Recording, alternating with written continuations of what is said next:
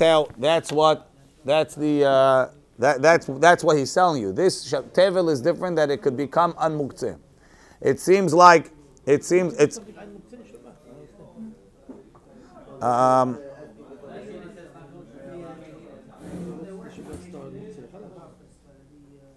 for some reason it's different. So he says, Tosfot says, "V'lishne de ka'amar hachem avar v'tekno ma'ashma b'mezid." Mi de lo ka'amar. Why didn't he say she'im shagag v'tekno? If he made a mistake and he fixed it. So v'nir'eh de nakat avar. There is a case when it's mutar kegon de let le pere achrini. When you have a guy that has no other fruit on Shabbat, and he has this tevel that they fixed on Shabbat, b'mezid, we'll let him eat it. So it's even worse now. Even if he did it b'mezid, if he doesn't have fruit, we'll let him eat it. So therefore it's mukhan. So it wasn't muktzeh from the beginning, you could say. It was muktzeh. How you could say an item was muktzeh when Shabbat started and you can change it? We know not how to do it. So probably there wasn't muktzeh from the beginning. Only you need this tikkun to be able to eat it. But it wasn't muktzeh. Why is it not that? Why doesn't the here? He asked it over here. Ve'odeksha. Here, look towards the end of the Tosfot. The first word on line. Ve'odeksha. Ve'odeksha. Heicha de'it le piri achrini b'shogega ma yochal. Neima migod it kitzai le ben hashemashot it kitzai le kuli yoma. Once it was muktzeh ben hashemashot, let it stay muktzeh. Ve'od ma'ishna da'acha amar demava v'tekno metukan. ובביצה גבי פרק אין צדין גבי בכור דאמר אין רואין אמר שמעבר בקרו אינו מבוקר. And Tosfot doesn't answer. Oh, you just asking? Yeah, Tosfot asked the question. So Jack, 2 points. You were mechaven to Tosfot's question. Let's continue.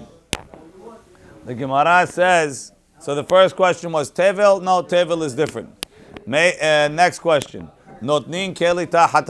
You're allowed to put a keli underneath the fire, underneath the candle, lekabel nitzotzot, so that the flyaway sparks that go off of the candle shall land in it.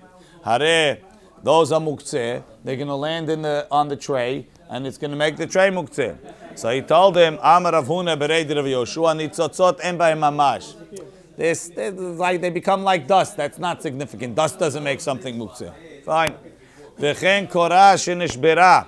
When you have the beam that broke, somchim oto besafsal, you could support it with a bench, or be'arukot hamita, or with the long beams of a bed. The beam is muktzeh. It's going to be resting on your bench. It's going to make it muktzeh. So he answers derafi. He's putting it in softly. The ibai shakile. He's not wedging it in all the way that it's going to be firmly there. You can't take it out. It's in soft. It's supporting it somewhat, so it shouldn't go down. But if I want to pull it out, I can pull it out. So I didn't make it muktzeh. Why not? You already no, it doesn't. It's as long as I'm not moving the beam, it's no problem for me to move it out. Yeah. It's said to be a very funny thing, if you think about it, it's very similar to the argument of the Nahash. The Nahash? This question got to be. No. It was the argument of the Nahash, we got to go after class. We got to get through the page, and then we can talk about the Nahash. I'll believe it, I'll answer, but after class. Let's go. I hear you. Write it down. You ask me after. Let's go. That's too far off for this for the daf. It's a good question, but I got to answer it later. So the Gemara says it's 8:23, and I'm not even halfway down the page. Notnim keli tahat adlaf b'Shabbat. You're allowed to catch the water on Shabbat. How you allowed to catch the water? The water's muktzeh, smelly.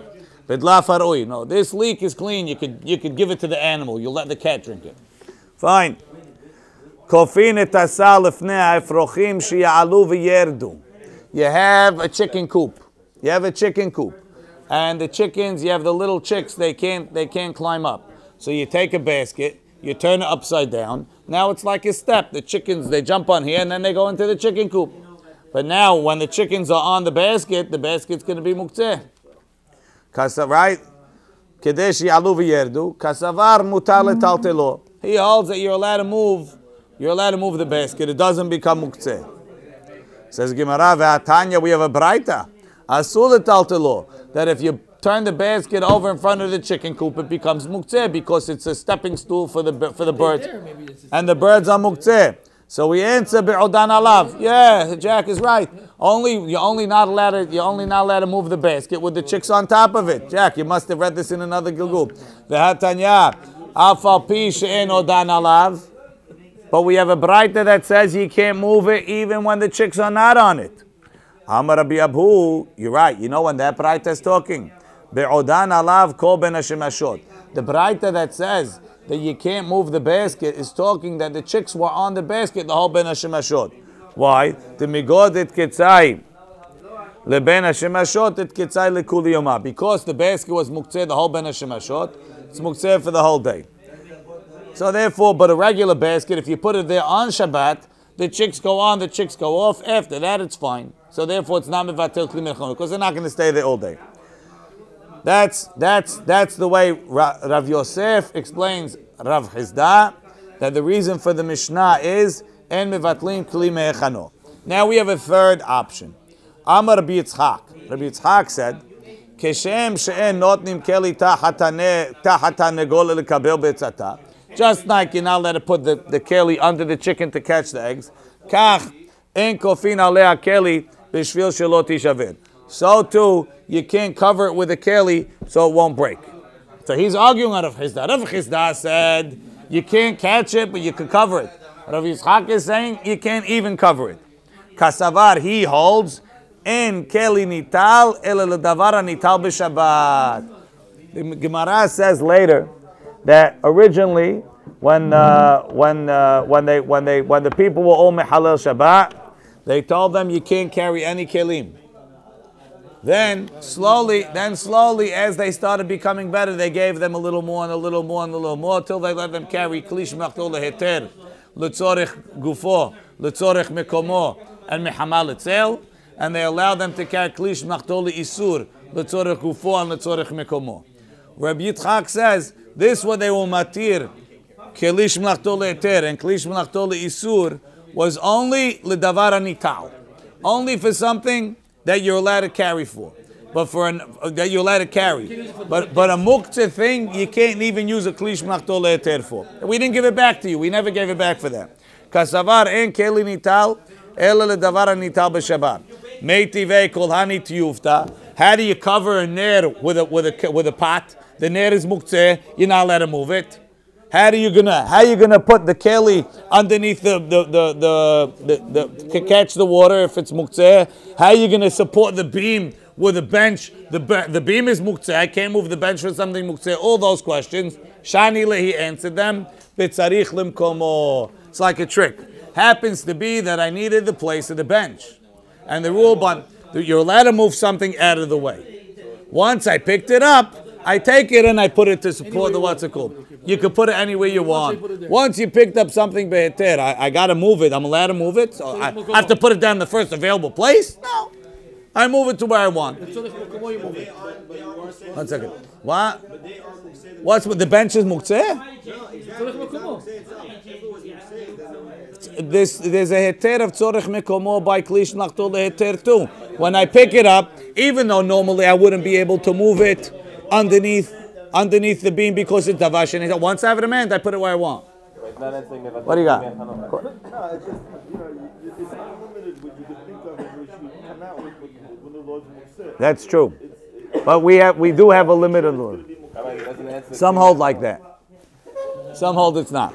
Let's go. I personally don't think it's muktzeh, but some people hold like that.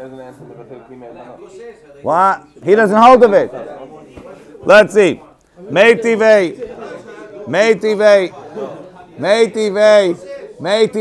kol hani tiyufta.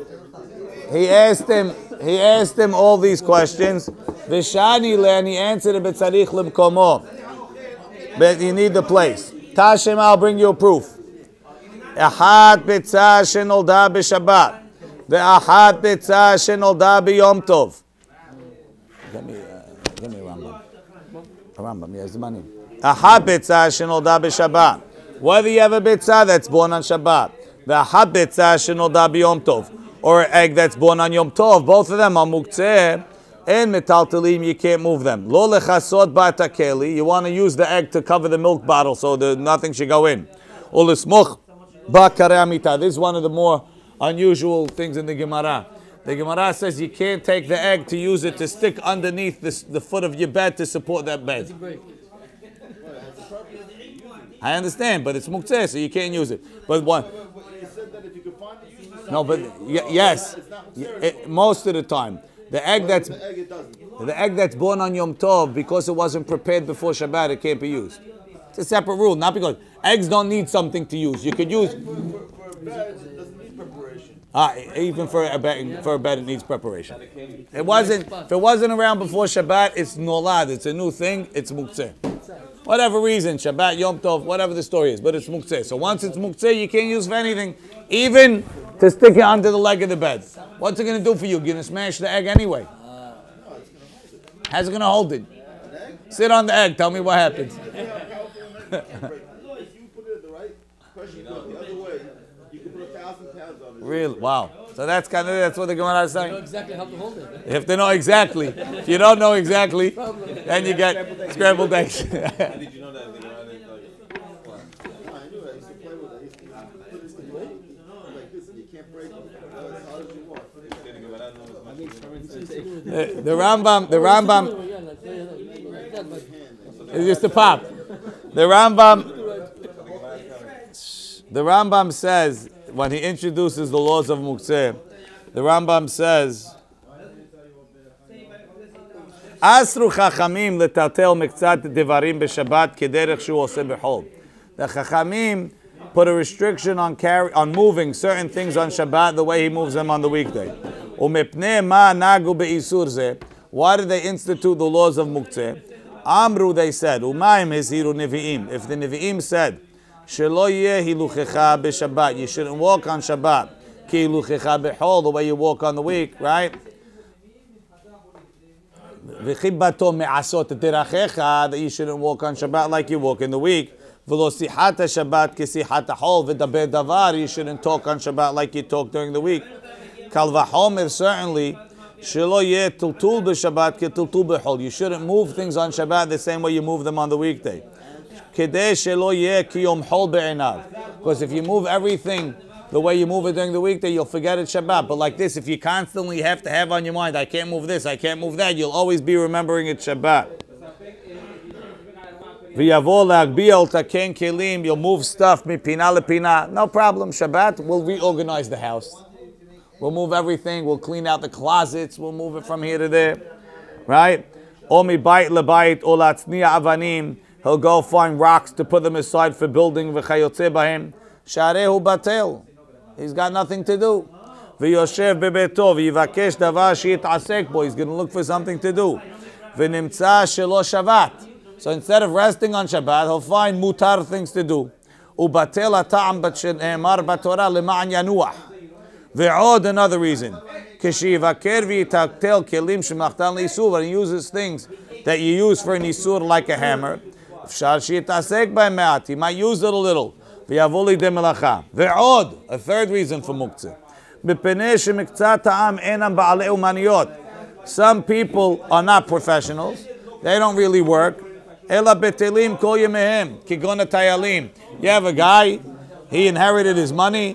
There's nothing to do. Right? So he sits around all day. Every day is Shabbat for him. Does he ever cook? He never cooks. He never does anything. So for him, how are you going to know the Shabbat?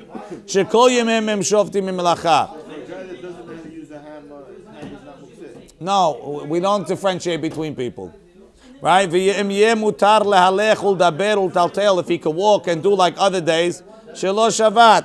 Lepikach shivita midvarim elu, that you can't carry things applies to everybody. Shivita shava bechol adam. Umepnei dvarim elu nagu beisur atiltul. For all of these reasons, they made muktzeh. Ve'asru shelo yitaltel adam b'Shabbat ela kelim hatzarich lahem, only the kelim that you need, kemoshit, by the way we said. Okay, that's the Rambam's introduction to muktzeh. Let's see. Meitiv Tashema, another proof. So we said about the Beitzah Shenolda b'Shabbat, you can't move it not to cover a keli and not to stand up the bed. Aval kofeh alei keli b'shvil shelo tishaver, but you're allowed to cover it so it doesn't break. And you, Rabbi Yitzchak, said you can't cover the Beitzah? Right? So he answers him, no problem. Hachanami b'tzarich l'kumo. You're right. If you just pick up the bowl to cover the egg, it's asur. But if you had to move the bowl off the table anyway to take it to the kitchen, and instead of taking it to the kitchen, you cover the egg, that's okay. Tashema, porsim mahtzalot. You're allowed to spread mats al gabe avanim b'Shabbat, on top of rocks on Shabbat. Why do you want to put the egg, the mats on top of the rocks? Rashi says for two reasons. First, because some of these rocks, they wipe away. I don't know exactly what type of rocks they are. Or lo yikablu seed, or if he's using them for building and they're wet, you won't be able to plaster them tomorrow. He wants to build it and plaster it tomorrow. If they're wet, it's not going to work. So he's allowed to cover it. Now, the rocks that you're using for building are clearly mukseh, and he's taking this mahzel, which is not mukseh, and he's carrying it for something mukseh. You would be Yitzchak should say it's asur. I who hold, if I was putting the mat underneath, it would be a problem. But to put the mat on top is mutar according to me. But you would be Yitzchak, the Braita goes against you. So he says, no. Be'avanim, mikurzalot, tehazyan lebet hakise. Says these rocks, yeah, maybe I want to use them for building, but they're smooth. See, now is when you got to thank God that you were born in the 20th century, because they used to use rocks to clean themselves in the bathroom.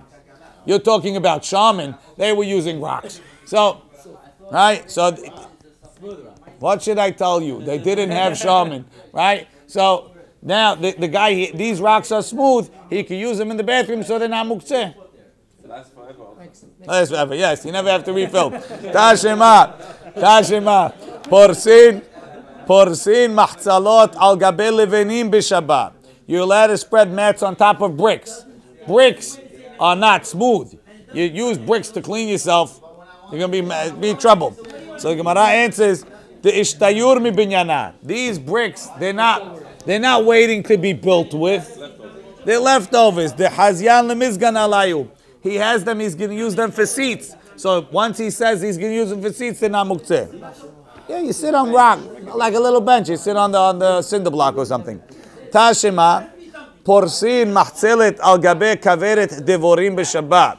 If you have a beehive, and you're allowed to spread a mat on top of it, on Shabbat. Bahama in the sun, mipeneh hama, because it's too hot, the bees don't like the heat too much. Uba geshamim, and in the winter, mipnei geshamim, because of the rain. Good. They like it. They make honey for you. Well, very good question, right? So you're the beekeeper, you got a bunch of hives around, and now you see it's raining, and your bees are going to be upset, and they're going to get all, what's it called? So you want to bring a mat and cover it? So he says it's mutar. Ubilvad shelo yikaven latzud. You shouldn't want to trap them. Sounds like if my intention is not to trap, so it's a davar she'enu mitkaven. My intention is not to trap. If I hold like Rabbi Shimon, it's a davar she'enu mitkaven mutar. They're trapping anyway, and we hold if it's going to for sure happen, it's asur. The Gemara will deal with that. So the Gemara says, but bees are muktzeh. No, there's honey there. The honey is not muktzeh. That's how specific. If you close the door in the room, We're going to talk. We're going to talk about it. So we say, what? Now most of the dvash you can't use, but there's some honey that you can. You're not let it chat. There's some honey floating on top that's mutar. So we say, Amar le Rav Ukva mi Meishan le Rav Ashi. So Rav Ukva, who came from Meishan, told Rav Ashi, I understand you're telling me that he's covering it not for the bees. He's covering it to save the honey, and the honey is not muktzeh. Teinach bimota hamad ikadvash. In the summertime, there's honey in the thing. Ela bimota geshamim. In the wintertime, you already took out all the honey. Why? you can't get it. You can't get it on Shabbat. Very good question. That's why when I was explaining it, I said there's a little bit of honey that's floating on the top. That honey you're allowed to take. In the honeycombs, we said you're not allowed to chop the honeycombs on Shabbat. But if there's a little bit of honey, sometimes it's like extra. You could just take your finger. That you could do. Yes. That you're allowed to do. Right? The ikad. It's almost like, you're working together. Not so bad. You got to do that from the plate too. That's no different than picking It's not that if it's in the hive, we don't hold it's picking because it's not connecting and it doesn't grow from the ground. But it's like sechita, it's like squeezing fruit. So we say it's asur. But over here that there's no squeezing, it's mutar. It's like juice floating. It's not. I don't have to do anything for it. So the ikadvash. So Gemara says, bimota geshamim. Fine. In the summertime there's honey. In the wintertime, the system was by the fall time they would already take out all the honey, and then the bees hibernate or whatever. The season's over. So the Gemara answers, ma'ikelameimar lo netzrecha ela leotan shte halot. The system is when you have bees, so they make honey. They make honey. When they finish making honey, you take 90% of the honey. But why do bees make honey? Because they got to eat through the winter. So you leave them 2 loaves of honey. That's what they eat from. That's what they call them. I don't know what they look like. Whatever, 2 honeycombs. You leave them 2 pieces. The rest you take out. And that's what they live on. So even in the winter, you leave them 2 items of honey. So there's always honey in the beehive. Tell Rav Ashi, what's the problem? Even in the winter, there's honey. So I'm covering it for the honey. It says, that honey, you pushed out of your head. Right? Why didn't you take that honey in the first place? Because the bees need it. So I'm not planning on using that honey. So that honey is muktzeh for the bees. Now someone goes to take the honey, you tell them, whoa, don't touch the honey. My bees need that honey. So it's muktzeh. So you wound up back covering the muktzeh. V'ha muktzot ninu says the hashiv alayhu. No, he planned. In the beginning, he wanted to keep it. Then he heard he's getting an important rabbi to his house. He says, the heck with the bees. I'll serve the honey to the rabbi. Right? The hashav alayu. So he says, halo hashav alayu. But if he didn't plan for my asur, so you have to tell me. If you're saying that he planned it, must be if he didn't plan it's asur. So that means you understand that this Mishnah is who is Rabbi Yehuda. Ihachi hadetani. It's Rabbi Yehuda. Because Rabbi Yehuda is the one that holds of muktzeh. Rabbi Shimon, l'chaora would hold, even if you didn't plan to use the honey, it's not muktzeh, because maybe if I want it, I'll use it. Ihachi, Albert, bring me some OJ. Hadetani, ubelvad shelo yitkaven latzud, as long as he doesn't plan to trap it, liflog v'litni b'dideh, you should differentiate within the case. B'med dvarim amurim k'shechishev alehem. When you let it cover it, only if he planned to use it from before Shabbat, because it's not muktzeh.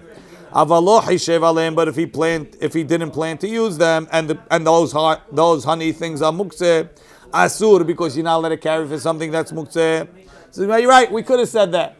Hakamash malan, the hidush is afal pisha hishev aleim, even though he planned to use it, ubilvad shelo yitkaven latzud. The main thing is he shouldn't plan on trapping. Says Gemara, that in itself is a problem. Mani, who's the author of the Mishnah? Rabbi Shimon. If it's Rabbi Shimon who holds davar shemet kaven is mutar, let le muktzeh. He doesn't believe in muktzeh, meaning he doesn't believe because you decided to leave it for the bees that you'll never use it as muktzeh. Like we said before, it's always in my mind, so therefore it never becomes muktzeh. Yeah. Cover them without carrying. It's in my backyard. Yeah. You're a beekeeper, you forgot. You have bees in your backyard. You love bees. Right? So we say, Rabbi Yehuda, and if it's Rabbi Yehuda, kilo mitkaven may have, if he doesn't intend to use it, what's the difference? If he doesn't intend to trap, what's the difference? Hadavar shemet kaven asur. Even if it's a possibility that you'll trap, it's asur according to Rabbi Yehuda.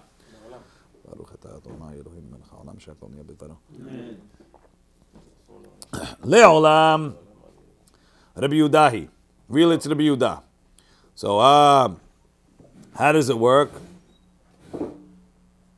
My bilvad shelo yitkaven latzu. When it says you shouldn't intend to trap, it means shelo ya'asena kimtzuda.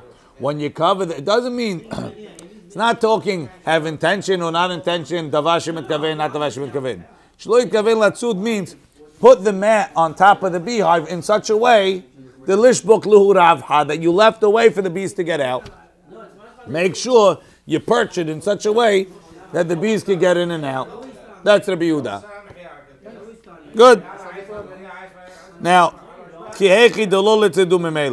Mefarshim have a problem. if according to the Biyudah you're telling me shelo ya'asenu kimitzudah that you can't make it into a trap, sounds like according to the Bishimon you don't have to be careful doing that, right? And you could just cover it and trap them. But it's psik reisha. It's for sure going to trap. If you cover it all the way, I don't care what you're thinking. The bees are trapped. And they have no way to go out. So what are you going to do? So Tosafot says, he says like this. He says even Rabbi Shimon, you're not totally trapping them. You're not totally trapping them. What? There's no difference to Rabbi Yehuda and Bishwan. He says what you're doing is you're trapping. There's a little hole. Now, you know those bee traps they have for the sukkah? Yeah. With the two pipes going through and the honey on the bottom? Yes. In theory, sounds stupid. The bee could get in, he could probably get out. But the answer is the bee's stupid. Right? So once the bee gets in, he can't find his way out. So That's not trapping. so it depends. So he says, according to Rabbi Shimon, who says, if I'm not intending and it's not for sure going to happen, it's not asur. Is it for sure trapping? In theory, the bee could get out. He wants to feed the bee. Is it? Are those traps halachically approved? Well, first of all, you put them up before Shabbat. Usually, you put them up before the holiday, right? That's the system. Oh, you can put it up. You put it up before, and then traps over the holiday. It's not my business, not my problem. It's trapping, But even to put it up on the holiday, it could be according to the. Well, no, because over there, if you're not intending to trap, it would be mutar. Over here, when I put the trap up, I want to trap. Nothing's going to help me. But in this case, where I'm covering the beehive in such a way that, listen, bees are stupid. They're not leaving. But it's possible they could. That's like the trap. It's possible the bee could get out. That maybe he'll get out. So it's not a psik reisha. It's possible they'll get out. Whereas the Biyudah says no.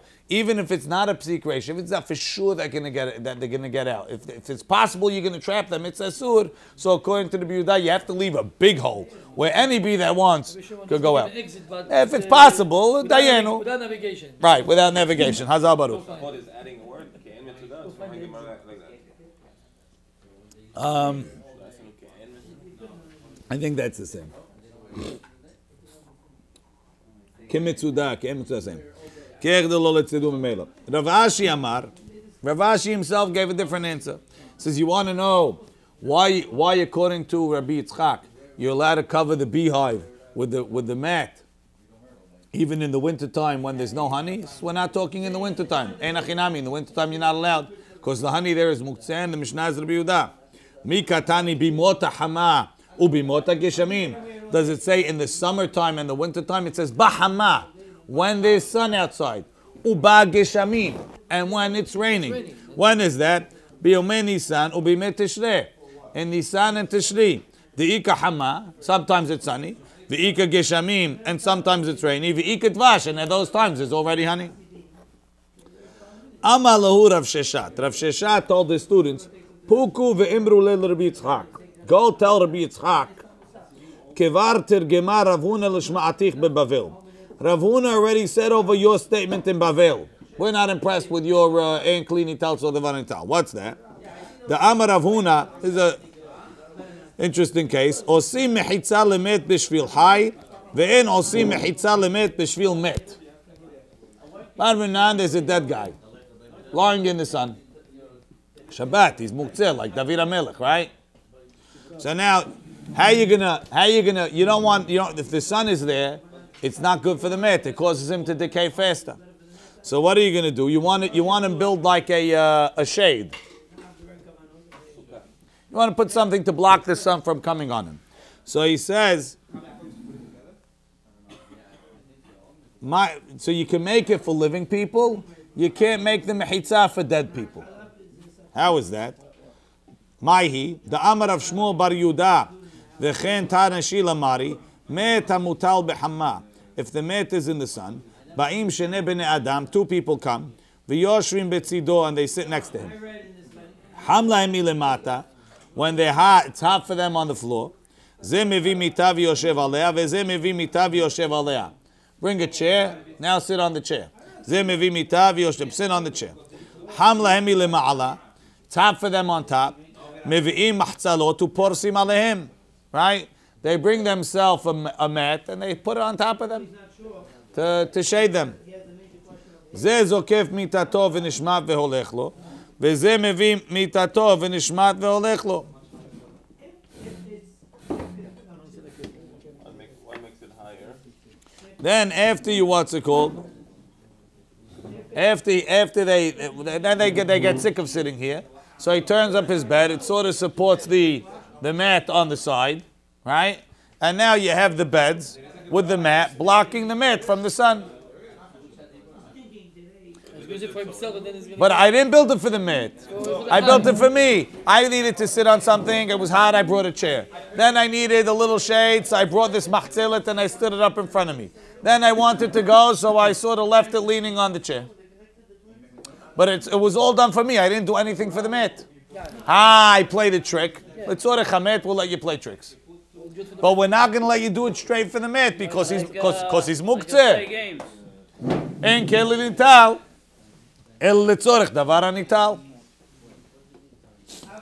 So he already said over your statement in Bavel. Ze nishma, ze zokef mitato. This guy turns up his bed. V'nishmat ve'olech lo, and he goes away. V'ze zokef mitato. This guy straightens up his bed. V'nishmat ve'olech lo, and he goes away. V'nimtzet mechitza asuya me'elea.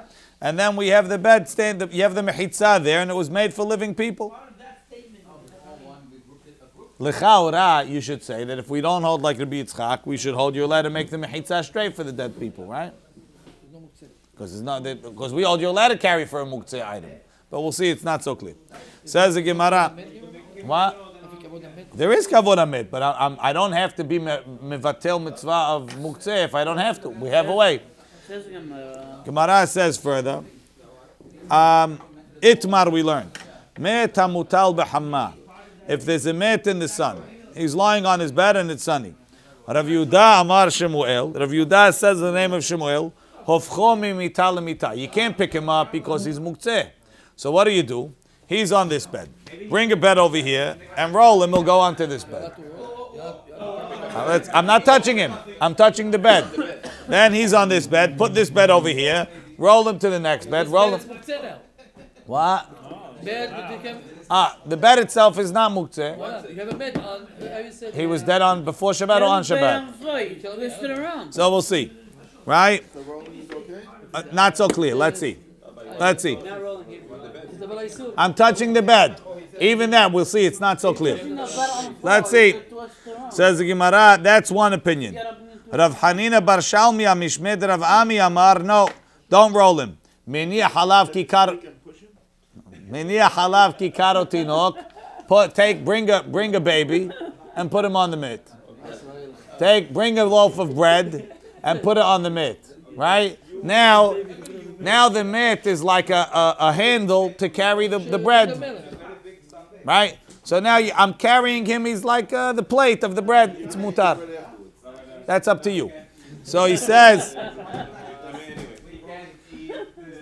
the Gemara, but to roll him is not allowed. Says the Gemara, if you have such a case, kule alma lo pligi deshari. Everybody agrees it's mutar. Because that's what's it called. It's mutar. He's sleeping. Ki pligi, when do they argue? Deletle. He doesn't have anything to put on him. Mor savar, one opinion holds, tiltul minatzad, shme tiltul. Moving something indirectly by moving the bed, which is not muktzeh. To have the guy roll, is that still considered moving the muktzeh, and you're not allowed to do it?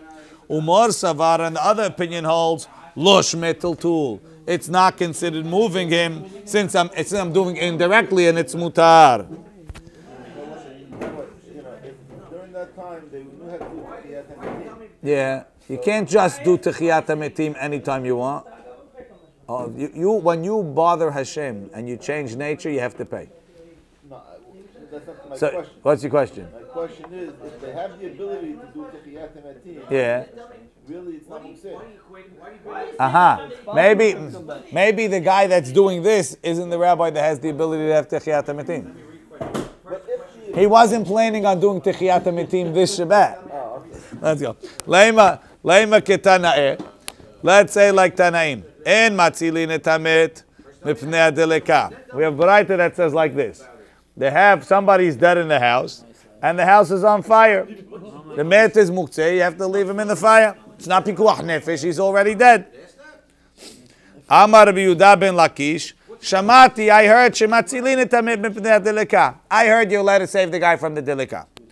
Hey chidami, what's the case? Id ika kikaro tinok. If there's a kikaro tinok there, why would the Tanakama say you can't save him? Just put the kikar on him and go. Ideleka, and if there's no kikar tinok, my ta'amad Rabbi Yehuda ben Lakish, why does he allow? He's met his muktzeh, shouldn't be mutar. Elalav betiltum anatzad pligi. They're arguing about rolling him from bed to bed. Right? More savar Tanakama holds tiltum anatzad shmei tiltul. Rolling him from bed to bed is carrying. Umor savar and the Yehuda ben Lakish holds carrying from bed to bed is not carrying. No. Tekule alma, everybody agrees tiltul minatzat shmei tiltul. Rolling him from bed to bed, indirect moving is considered muktzeh, and it's asur. So why does Rabbi Lakish say you can take the met out of the fire? Ilo sharitle.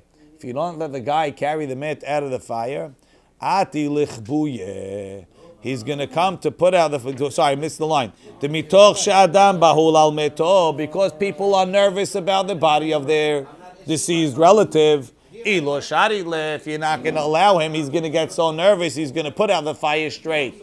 So our humrah of muktzeh wound up being mekel, causing the guy to be mehalel Shabbat. So the Chachamim understood in this situation, better to suspend the Isur D'Rabanan and to guard the Isur D'Oraita. Amar of Yehuda ben Shila, Amar of Asi, Amar of Yochanan, Halacha kid Yehuda ben Lakish bemet, that you're allowed to save him, carry the met out straight from the fire. Tosafot, without anything. Tosafot asks the question. We said it comes out, Kule Alma, everybody holds Tiltul Minatzad Shmei Tiltul. Rolling from bed to bed is considered Tiltul, and it would be Asur. In the fire case, you can carry him straight. Nir'aliri, the Ken Halacha. Mi de lo kamad de kule alma lo shmei tiltul. Why didn't the Gemara say everybody holds it's not tiltul? Must be. Gon de leke kikar tinok ve'en lo ela mitah had. There's only one bed, and the reason is adam bahu. Ela mishum da halacha. Must be the halacha is the shmei tiltul nakatachi. V'kashe leri. The beresh kol hakelim, in the beginning of kol hakelim. You have a case over there where you have a radish that you put it in the sand to ripen more, and now you want to get it in straw. Helps it ripen. The straw is muktzeh, for burning, right? So you want to get it out. So the Gemara says, could you stick it with a needle to pick it out? You have a big needle, you'll stick it and pick it out, even though you're going to wind up causing the straw to move. And the Gemara says, yeah, tultul min atzad, lo shmei tultul. Whoa, over here you tell me tultul min atzad, shmei tultul. Over there you tell me lo shmei tultul. So Tosafot winds up answering that it's in the middle of the Tosfot on the next page. Ve'omeri diyesh lehalek. Tehacha ikara tiltul letzorich met. Over here, I'm making it tiltul min atzad. But my goal is what? My goal is not because I need the bed and I'm rolling the met off the bed. My goal is I want to move the met. That tiltul min atzad is not a secondary thing. That's the main thing. If your main goal is to move the muktzeh, even if you're doing it indirectly, it's asur. By the case of the radish in the straw, I don't want to move the straw. It's moving along the way. And that kind of tiltul min atzad is mutar. So the way we define it in halakha, this Tosfot is halakha. Let me finish the halakha. The way that we define it is tiltul min atzad letzorech davar ha'asur. If the goal of your tiltul min atzad is for the asur thing, to move the asur thing, it's asur. Letzorech davar mutar, like the met. Letzorech davar mutar. You want to get the radish and something's moving along the way, it's mutar. Yes. Drops dead on the bed. Yes. In the middle of